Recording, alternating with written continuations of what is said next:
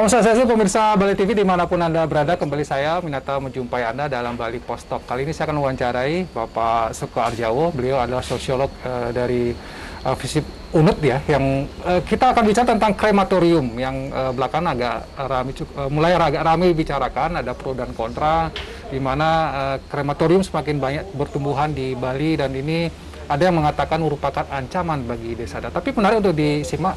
Kenapa krematorium ini bisa terus bertumbuh di Bali, karena kan menjadi suatu hal yang berkembang gitu ya. Apakah ini memang bagian dari tuntutan perubahan atau seperti apa? Kita sapa dulu narasumber kita, Om Swastiastu, Pak Suko Ardjawo. Swastiastu. Tapi kata sehat ya? Sehat-sehat, ya. Astungkare lah, sehat. Kita bicara tentang krematorium, ini kan mungkin belakangan dulu kalau saya tidak salah ada di Cikomaria awal ya, masih pro kontra kemudian, tapi belakangan ini banyak sekali desa adat yang mencoba untuk juga mengembangkan krematorium. Nah, fenomena apa ini menurut Pak Suko Ardjawo? Kenapa krematorium bertumbuh begitu pesat di belakangan ini? Iya, terima kasih wawancara kepada saya tentang krematorium. Jadi pemirsa mungkin banyak yang mengenal saya sebagai analis politik itu dulu. Itu juga menjadi ketertarikan saya, tetapi disertasi saya itu justru tentang krematorium dan perubahan sosial di Bali, dan ke depan mungkin saya akan lebih serius lagi menggeluti masalah bukan saja soal penyederhanaan ngaben, tapi juga penyederhanaan ritual kita di Bali gitu. Itu setelah ya saya kebetulan juga menjelang tuntas jadi dekan gitu. Ya. Baik. Tapi latar belakangnya Pak Suko Ardjawo sebenarnya sosiolog Pak ya? Malah sosiologi ya.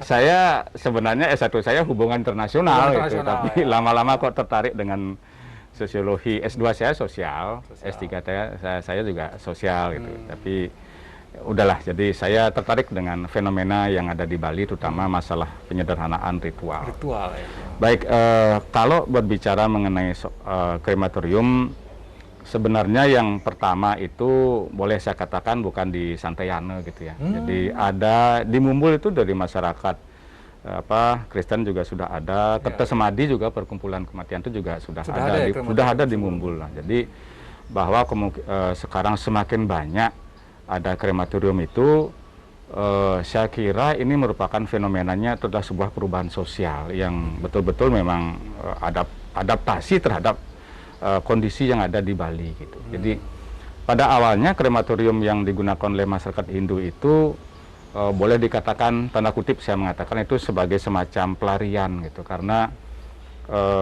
awalnya yang mereka ngaben di krematorium itu adalah orang-orang yang mempunyai masalah di kampungnya, di desa Pekraman, dan kemudian solusinya itu ada di krematorium. Itu justru menurut saya itu adalah sebagai penyelamat. Kalau tidak begitu bagaimana gitu? Karena ada cerita, saya tidak mau menyebutkan desanya gitulah. Jadi mereka konflik di desa atau di Banjar, tidak dikasih mengubur jenazah. Jenazahnya itu konon dikerek gitu loh. Diderek sampai dan dibiarkan begitu. Ini kan gitu ya? Memalukan gitu loh. Saya tahu kampungnya itu, saya tahu ceritanya, tapi kan memalukan kita sebagai warga Hindu di Bali. Kenapa hanya justru untuk orang yang ingin pulang ke rumah asalnya di sorga itu kok dilarang? Itu kan kita tidak bisa berpikir kritis, tidak berpikir filosofis gitu. Jadi mementingkan konflik daripada Jadi krematorium dalam konteks demikian saya katakan sebagai penyelamat. Dan itu solusi, itu awal dari krematorium. Kita tidak usah, ini lebih jauh lagi saya bicara, tidak usah terlalu skeptis dengan krematorium, karena terhadap ngaben itu sendiri sudah banyak sekali perubahan. Lihat misalnya menggunakan kompor gas atau itu kan fenomenanya mulai tahun 80-an. Sebelumnya kita pakai kayu. Jadi tahun 80-an di TC Temesi kalau tidak salah itu di perbatasan antara Gianyar dengan Kelungkung.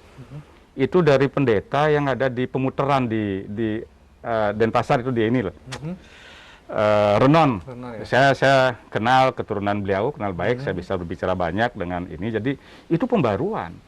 Bayangkan misalnya kalau misalnya tidak ada kompor jenazah itu, kompor semprot itu kita memakai kayu, kaun bulu itu dulu berapa jam kita tuh. Saya jadi saksi loh ini.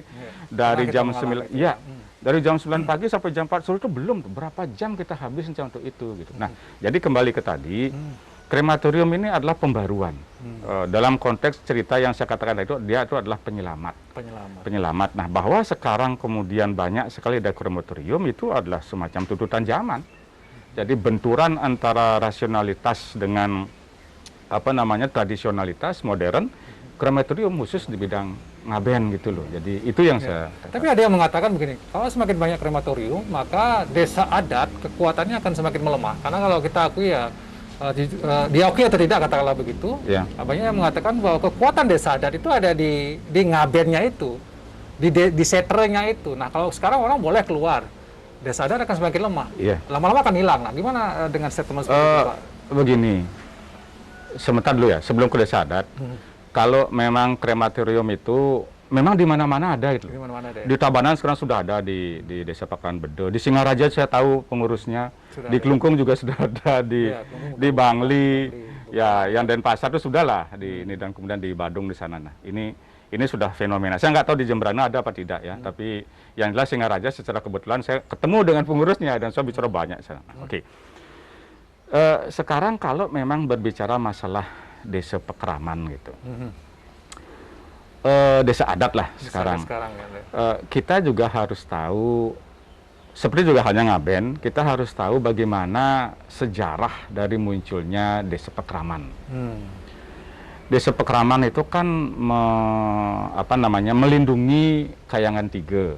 Nah, filosofi munculnya Kayangan Tiga itu strategi sosial untuk mencegah konflik dan mempersatukan masyarakat. Ini dulu saya ceritakan. Itu dulu filosofinya. Jadi ingat, mempersatukan masyarakat, mencegah konflik. Itu adalah Kayangan Tiga. Karena oleh Mpu Kuturan sebelum ada Kayangan Tiga itu, kira-kira pada waktu dulu itu berbagai sektor di Bali itu bertengkar gitu loh. Konflik dan sebagainya, maka datangnya Mpu Kuturan dari awal dikatakan, oke, sektor ini harus ya gabunglah tiga, kita menjadi tiga, pencipta, pemelihara, pelebur, Brahma, Wisnu, Siwa. Maka muncullah kemudian kemulan gitu loh, yang rong tiga, Brahma, Wisnu, Siwa. Untuk itu tingkat keluarga itu. Tapi pada tingkat desa, muncullah kemudian yang namanya Kayangan Tiga. Desa, puseh, dalam, sama pencipta, pemelihara, pelebur, sama dengan kemulan itu. Nah, kenapa dibuat ini? Karena untuk menstabilkan masyarakat dari konflik itu. Jadi menyeimbangkan masyarakat. Nah, sekarang pertanyaan saya sekarang begini, apa desa pekeraman kemudian merangkum itu gitu loh. Nah, apakah desa pekeraman kemudian sudah berhasil merangkum masyarakat itu menjadi stabil? Kenapa ada kemudian konflik? Kenapa kemudian ada dilarang mengubur? Kenapa kemudian ada orang disepekang? Ini kelemahan desa pekeraman loh. Oke, itu salah satunya. Di samping kelebihannya juga ada kan begitu. Saya juga kagum dengan desa pekeraman, dengan sejarah. Tapi ini kelemahan-kelemahan lanjutan dari desa pekeraman. Nah, itulah mungkin yang menjadi salah satu alternatif masyarakat untuk memilih krematorium. Kemudian, nah ini praktisnya sosial ini di Bali. Praktis sosialnya kalau kita ngaben di kampung lah begitu, dengan melibatkan desa pekeraman, bayangkan berapa juta habis. Biaya sangat tinggi ya? Sangat tinggi. Orang bilang kan biaya keteben gitu ya, ketebennya banyak. Sampai kemudian beberapa desa pekeraman itu kan memunculkan perarem, tidak boleh membawa ngasih makanan, tidak boleh membawa rokok, tapi rasa kemanusiaan itu kemudian melanggar itu sendiri gitu. Jadi tidak enak rasanya. Ya, tidak enak rasanya. Dan harus juga dilihat perkembangan zaman sekarang, modernisasi ini loh, modernisasi yang begitu ringkas, begitu rasional, cepat dan sebagainya. Kita bekerja di hotel sebelum pandemi ini ya, kita bekerja di hotel, di kantor, semuanya berlari gitu loh. Sedangkan tradisi ngaben ini cenderung lambat.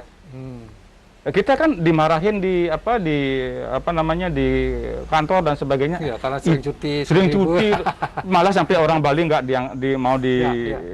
dipakai pegawai, malu kita. Nah, itu krematorium menjadi solusi. Saya mohon desa adat jangan melarang orang kalau ke krematorium, karena ngaben di krematorium tidak menyalahi apapun. Tapi kalau melemahkan, apakah tidak akan melemahkan? Kalau melemahkan jelas desa adat melemahkan. lemah, tapi belum tentu desa adat bubar. Sepanjang ada desa Pekraman, desa adat, maaf, sepanjang ada Kayangan 3, desa adat masih ada. Karena itu tanggung jawabnya. Akan tetap eksis ya? Eksis. Jadi jangan buru-buru kemudian menyalahkan krematorium gitu. Ada yang mengatakan begini, nanti kalau semakin lemah, nanti desa adatnya bubar, sudah semua orang krematorium. Desa adat itu bukan ngaben loh, desa adat. Bukan ngaben sebenarnya. Desa adat itu bertanggung jawab kepada Tri Kayangan. Bukan krematorium, bukan ngaben. Ya? Ngaben lain itu. Jadi desa adat itu adalah ke Tri Kayangan. Jadi kalau ada odelan di Pura Puseh, desa dalam itu desa adat. Kalau kemudian mati, meninggal dan sebagainya itu Banjar itu punya di bawah desa adat. Jadi bukan itu. Jadi sepanjang ada Tri Kayangan itu desa adat pasti eksis itu. Nah ini munculnya suara-suara yang mengatakan bahwa desa adat itu akan lemah. Yaitu mereka mungkin kurang paham tentang desa Pakraman itu apa, desa adat apa gitu, dan kita harus mengadaptasi modernisasi lah gitu. Jadi kalau terus-terusan gini kita kalah terus. Kita habis kalau enggak ini dimarahin ke kantor. Mana enak? Malahin kantor tuh dimarahin desa Pekraman gitu. Kantor marahin karir kita mandek, bisa dipecat kita. Desa Pekraman marahin bisa sepekang. Mana yang kita pilih orang Bali gitu? Orang harus makan, orang harus kerja gitu. Nah, jadi tolong desa adat juga paham, diskusikanlah mana-mana bahwa ngaben itu bukan urusan desa Pekraman, desa adat, tapi desa adat itu adalah urusannya apa namanya Tri Kayangan itu, Tri Kayangan. Dan kalau boleh saya lanjutkan soal ngaben ya. Ngaben itu sesungguhnya sederhana sekali, Pak. Jadi ngaben itu secara maknawi saya katakan itu adalah mengembalikan jasad manusia itu menuju panca mahabhuta. Titik. Jadi sederhana ya sebenarnya. Sangat sederhana, dan itu tidak harus dilakukan dengan membakar. Bisa dengan doa. Nah, sekarang silahkan nanti main-main ke desa Wongaye di sini di Penebal itu. Itu dikubur. Bukan dibakar ya? Tidak dibakar. Ngaben juga namanya. Ngaben itu di mana lagi di Braban itu. Ada orang mengatakan di Braban karena dekat dengan Pura Tanah Lot. Saya belum penelitian ke sana, tapi yang di Wongaye saya sudah sempat bertanya di sana. Ternyata ngaben di sana ada yang mengatakan karena dekat dengan Pura Batu Karu, padahal tidak. Bukan karena itu ya? Karena masyarakat Wongaye adalah orang Bali asli. Wong Aye, kira-kira asalnya Wong Age gitu asal, sama dengan Bong Aye yang di ini. Nah, ngaben itu jadi mengembalikan ke panca mahabhuta. Jadi zat padat, zat cair, angin, api, dan eter. Dan itu tidak harus dilakukan dengan ini. Sesederhana itu loh ngaben. Titik itu. Nah, bahwa kemudian ada ngeluhurang, kemudian ada apa lagi ke pasih itu apa namanya nganyut gitu ya. Nganyut itu lain. Itu kan itu tradisional. Jadi titik di sana. Nah, kemudian menurut saya filosofinya bagus sekali ini. Secara maknawi dia kembali ke sana. Filosofinya kita manusia berasal dari alam kembali ke alam. Coba cari di mana ada lagi filosofi yang seperti itu bagusnya. Jangan dicederai ngaben ini dengan hal-hal mesepekang dan jangan tuh. Malu sekali kita. Jadi Pak Sukarjawo ingin mengatakan bahwa mari kita sederhanakan sekali konsep dari ngaben ini, kembalikan ke apa intinya gitu ya Pak. Iya. Karena supaya kita tidak ruwet, Iya, begini. Itu inti ngaben, makna. Sederhanakan saja, dan saya sudah mengatakan begitu ketika ujian skripsi disertasi saya kemarin, termasuk juga praksis saya ketika ada sesuatu lah di rumah saya gitu. Nah, kalau kita ingin menyederhanakan ngaben itu, kenapa kemudian ada bermacam-macam? Definisi ngaben itu terlalu banyak di Bali. Satu ngaben ngabuin. Pengembangannya orang dibakar, gitu. Dibakar, diaben, jadi abu dan sebagainya. Kedua ngabain. Pengembangannya bekalnya macam-macam. Uang dibakar. Ada beberapa kasus kalau tidak salah ya, ini maaf di Singaraja. Itu sepeda motor dibakar juga untuk bekal ini. Nah, kemudian ya ngabain. Kemudian ngabeain. Habis-habisan itu. Jadi ada yang berutang sama karena ini apa namanya ngabeain itu tanahnya dijual enggak apa-apa, kemudian rumahnya dijual sampai macam itu enggak apa. Kembalikan ke filosofinya itu sehingga kita bisa ngaben itu lebih sederhana, Dan harus berani kita, harus berani pelopori itu. Siapa yang harus melopori, Pak? Pertama, intelektual. Oh. Untuk itu, saya sudah melaksanakan itu sesederhana sekali. Ya. Kemudian yang kedua, pendeta, peranda. Nah, ini yang penting ya. Harus ada peranda yang berani melakukan terobosan seperti apa yang dilakukan oleh peranda di pemutaran itu. Oh, dia sederhana ya beliau di sana. Ada waktu enggak saya cerita soal itu? Karena waktunya habis ya. Kalau ada waktu mungkin ya. next time ya kita, Iya, kita next akan time. coba Iya. ulas lagi lebih lanjut tentang ini. Menarik sebenarnya kalau mungkin karena Pak Sukarjawa ternyata melakukan penelitian tentang ini, disertasinya tentang krematorium, kemudian juga sekarang sedang meneliti juga tentang Sedang hal ini, meneliti ya. dan akan Menarik sekali, meneliti kita terus akan itu. coba untuk gali lagi nanti di. Tapi yang tentang krematorium tadi memang ini perubahan sosial tidak bisa dihindari, justru kita harus menyesuaikan juga. Ini solusi ya, sekali lagi Iya. bukan persoalan, bukan harus Bukan. dipermasalahkan, tapi solusi bagi kita semua masyarakat Bali untuk kehidupan yang lebih baik Iya. di kemudian hari. Demikian Bali Post Talk kali ini, saya ucapkan terima kasih atas perhatiannya. Saya tutup dengan Promo Santi. Om Santi. Om Santi. Terima kasih, sampai jumpa.